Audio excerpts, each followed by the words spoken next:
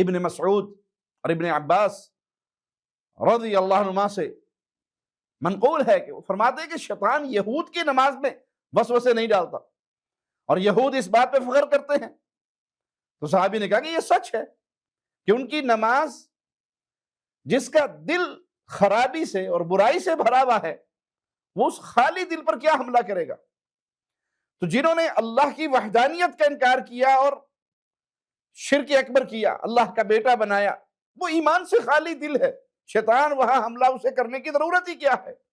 شیطان تو درست ایمان والے کے دل پہ حملہ کرے گا، وہاں پر وسوسے ڈالے گا جہاں پر ایمان موجود ہے۔ اسی لیے حدیث میں آتا ہے کہ رات کو سونے سے پہلے آپ آیت الکرسی پڑھ لیجئے، تو آپ کے سرہانے ایک محافظ اللہ کی طرف سے مقرر کر دیا جائے گا جو شیطان کو قریب نہیں آئے گا۔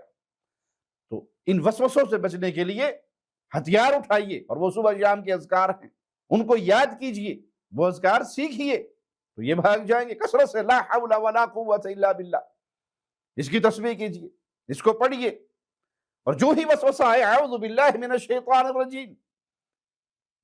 اور اللہ کی رحمت ہے کہ جب تک یہ وسوسے دل کے اندر ہیں، یہ گمان دل کے اندر ہے، اس کا کوئی نقصان نہیں ہے مسلمان کو۔ مثال کے طور پہ بعض دفعہ نماز کی حالت میں دل میں وسوسہ پیدا ہوتا ہے، تم نے فاتحہ نہیں پڑھی، تم نے یہ چھوڑ دیا، تو انسان کو چاہیے کہ اپنی نماز پہ توجہ باقی رکھے، ان شیطانی وسوسوں کی طرف نہ جائے۔ بعض دفعہ حالت طہارت میں وسوسہ پیدا ہوتا ہے کہ تمہارا وضو ٹوٹ گیا۔